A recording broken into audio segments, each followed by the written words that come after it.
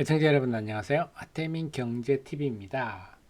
3월 12일 수요일 시장 전망 대응 전략까지 짜보도록 하겠습니다. 네이버 카페에서요. 하태민 남다른 주식 투자의 길 들어오시면요. 네, 제 데일리 언제든지 보실 수 있습니다. 그리고 필요한 정보들을 텔레그램을 통해서 여러분께 알려드리고 있어요. 하태민 한 칸 띄우고 경제TV 텔레그램 들어오시면요. 화요일 같은 경우는 나스닥이 워낙 4%는 폭락하는 바람에 제가 잠도 못 자고 새벽에 장 끝나자마자 양상하고 대응을 전략을 말씀드렸고, 또 구리 가격이 어떻다 이것도 요즘 알 필요 있죠. 개장 초반에 프로그램 매수 매도 동향, 그 다음에 장중에 나오는 리노고 실적, 주요 기업들 실적은 컨센서스하고 비교를 해봐야 되겠죠. 관련해서 다 알려드리고 있으니까요. 함께 하시면 큰 도움이 되시겠습니다. 자, 나스닥이 오늘 지금 현재 또 왔다 갔다 하고 있습니다. 지금 약보합 정도인데요. 과연 언제 정도의 본격적인 반등을 할 것인가? 자, 이런 부분을 지금 가장 중요한 부분이 아닌가 싶은데요. 자, 이런 부분이 왜 중요하냐면, 제가 이제 한 번씩 그런 질문을 받습니다. 정의원님 프로회원 가입하면 뭐 어떤 혜택을 받습니까? 하는데요. 결국은 여러분들한테 참모가 된다. 이렇게 보시면 되겠습니다. 뭐냐면, 예를 들어서 넥스트 바이오 메디칼 같은 경우는 머니투데이 뉴스가 월요일 나왔죠. 월요일 나왔는데 거기 내용 보면 1, 2월 매출이 작년 4분기를 초과했다. 네, 요걸 모르죠. 지금 4분기를 초과했고 1분기 예상 매출은 작년 4분기 대 150%가 증가된다. 뭘 많이 증가하는 것 같은데, 그러면 제가 바로 이 자료를 분석을 해서, 네, 그렇다면 이 뉴스에 의하면 올 1분기 매출은 50억 6억 정도로 추정된다. 바로 이렇게 해드리는 거죠. 이렇게 분석을 바로 해드리면, 네, 넥스트 바이오 같은 경우가 지금 그 화요일 같은 폭락장에도 3.4% 상승. 그러면 저 같은 경우는 이런 거를 화요일 날 나스닥 급락으로 화요일 넥스트 바이오 메디컬이 약세를 보일 경우에 좋은 저점 매수 기회를 활용하자. 화요일 날 장중에 당연히 넥스트 바이오도 하락했죠. 2.5% 하락했는데 이런 거를 매수 찬스로 잡을 수 있는 뭐 이런 것들을 제가 해드리는 거고, 시장 대응도 마찬가지입니다. 시장 대응도 제가 프로 회원님들한테 보면, 우리 정연님도 마찬가지고요. 지난 2월 26일 이때 내용을 보시면 나스닥 하락세가 심상치 않다. 그래서 이 예리한 낙폭을 보일 가능성이 높다. 하락이 길어질 수 있다. 네, 이런 전망들을 알고 대응하는 것과 모르고 대응하는 것은 큰 차이다. 뭐 이미 이렇게 하락했지 않습니까? 하더라도 그 전에도 또 제가 말씀드리죠. 이때 하는 것도, 네, 이미 방어적 자세를 하자. 네, 미국 정신은 언제든지 급락할 수 있다. 네, 유동성 확대하자. 네, 안 깨지고 덜 깨지는 게 중요하다.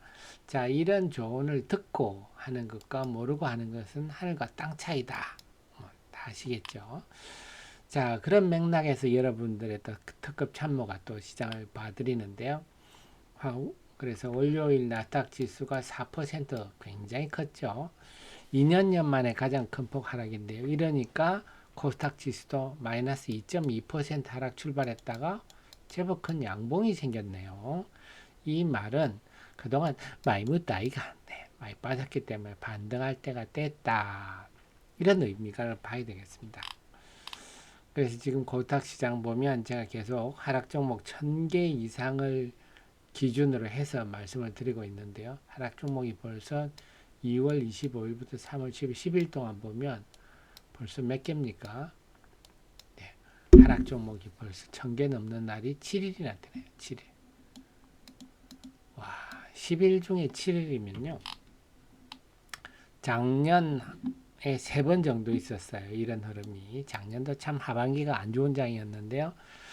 9일 중에 7일, 7일 중에 6일, 7일 중에 6일 이 정도 하고 마무리가 됐어요. 근데 8월 말 같은 경우는 이때는 워낙 신규 상장 종목이 계속 상장되면서 좀 멈추는 듯 하다가 다시 하락해서 9월 11일까지 약세를 보였었고, 작년 11월 6일부터 14일은 이러다가 횡보로 돌아들었고 12월 9일 이후부터는 아예 급등으로 갔어요. 그래서 앞으로 우리가 어떻게 될지는 모르지만 지금 10일 중에 7일이면 좀 또 말씀드려요. 많이 묻다 이가.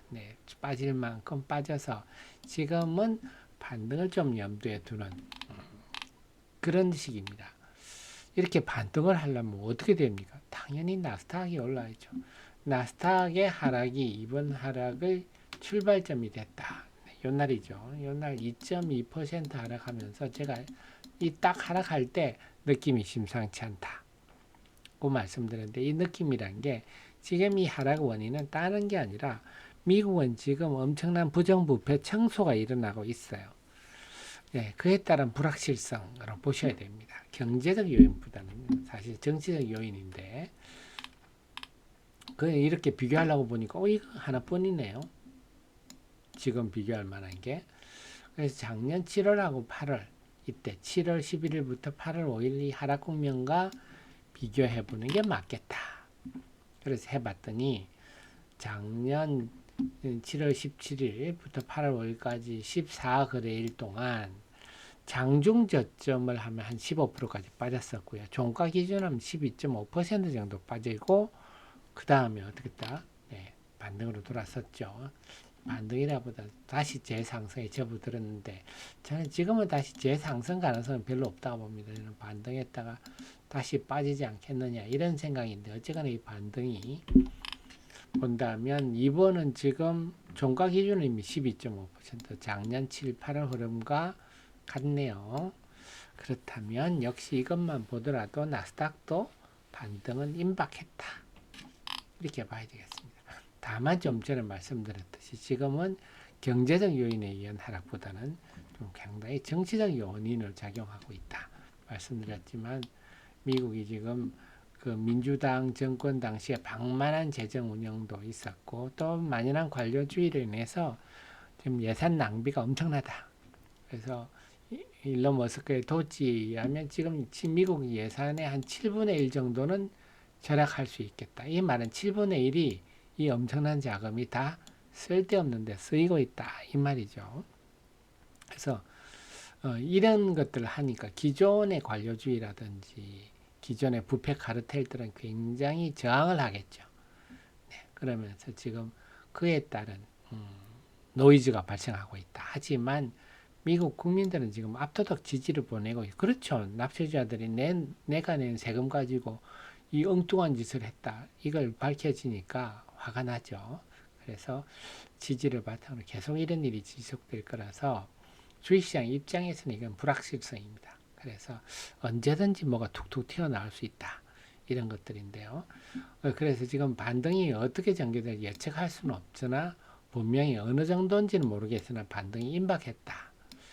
좀 구체화될 가능성은 충분하다. 이렇게 보는 게 맞겠습니다. 그렇다면 만약에 미국 시장이 반등할 때 우리 시장은 어떻게 될 것인가? 우리 시장은요. 지금 외국인 매도가 다시 이번 주로 재개되고 있어요. 화요일은 블록딜이 있었습니다. 하나오션에 대해서.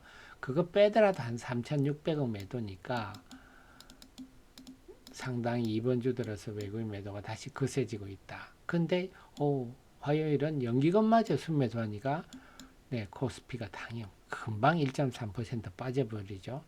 그래서 연기금이 얼마나 역할을 하고 있는가 하는 게 그대로 드러납니다.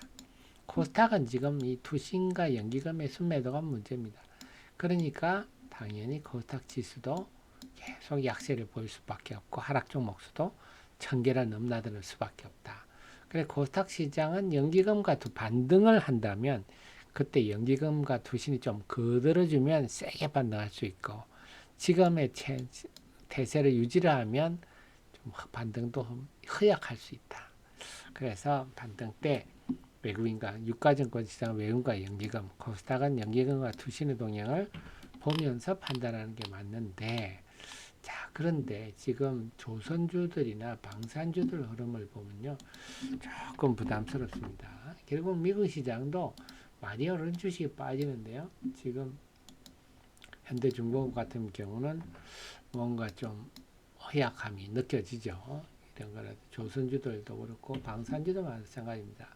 하나 에어로스페이스 이런 것도 뭔가 아직은 힘이 있으나 뭔가 결국은 지금 3월 말 지금 공매도 재개가 또 임박했기 때문에 지난번에 그런 일 한번 있었잖아요. 한국투자증권에서 이때 하선 배에서 내려라 하는 리포트가 나왔잖아요.